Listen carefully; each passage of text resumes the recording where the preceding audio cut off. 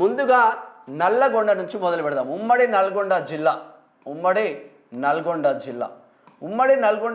నుంచి మొదలుకుందాం. ఉమ్మడి నల్గొండ జిల్లాలో మొట్టమొదటిగా కోమటిరెడ్డి వెంకటరెడ్డి కుటుంబాలే శాసిస్తున్నాయి. కోమటిరెడ్డి వెంకటరెడ్డి మంత్రిగా ఉన్నారు. వాళ్ళ సొంత తమ్ముడే కోమటిరెడ్డి రాజగోపాల్ రెడ్డి మళ్ళీ నాకే మంత్రి పదవి వస్తుందని పొంగనాలు కొడతా ఉన్నారు. కోమటిరెడ్డి రాజగోపాల్ రెడ్డి ఎమ్మెల్యేగా ఉన్నారు. మునుగోడు.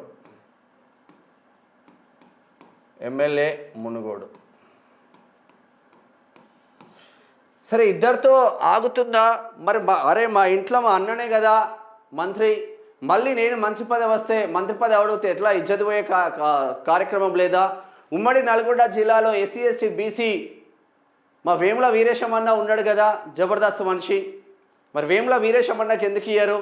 మా ఆలేరు ఎమ్మెల్యే బీర్ల ఐలైన్ ఉన్నాడు కదా, మరి గొల్లకుర్మ కోటలో బీర్ల ఐలైన్కి ఎందుకు ఇయ్యరు? ఆల్రెడీ నల్లగొండ జిల్లాలో రెండు మంత్రి పదవులు కోమటిరెడ్డి వెంకటరెడ్డికి ఉన్నది, ఉత్తమ్ కుమార్ రెడ్డికి ఉన్న తర్వాత మళ్ళీ ఇక రెడ్డిలే పోటీ పడడం ఏంది అన్న చర్చ మాత్రం జరుగుతుంది. ఎందుకు కుటుంబాలు వాళ్ళ చేతుల్లో నల్లగొండ జిల్లాను పెట్టుకున్నారో చూసే ప్రయత్నం